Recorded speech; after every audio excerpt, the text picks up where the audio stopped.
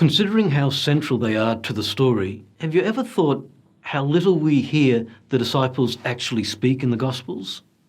We think we know them intimately, but a lot of that knowledge is handed down tradition.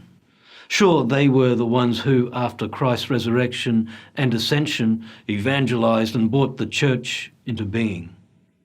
Who went exactly where and did what is guesswork.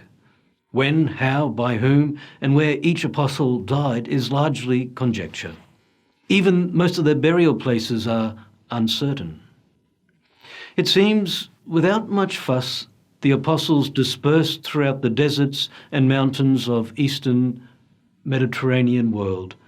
As they walked away from Jerusalem, their trails were lost.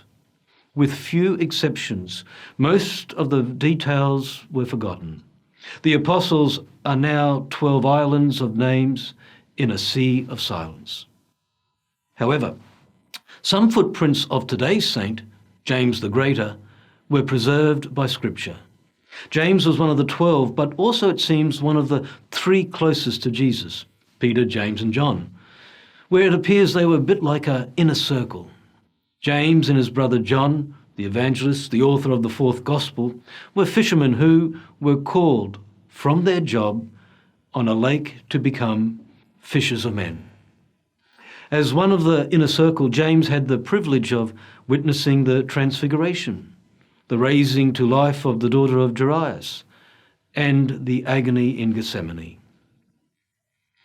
In the Acts of the Apostles, James' brutal martyrdom is chronicled.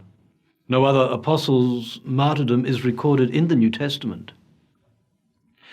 You know, the way the Gospels treat the apostles is a good reminder of what holiness is all about.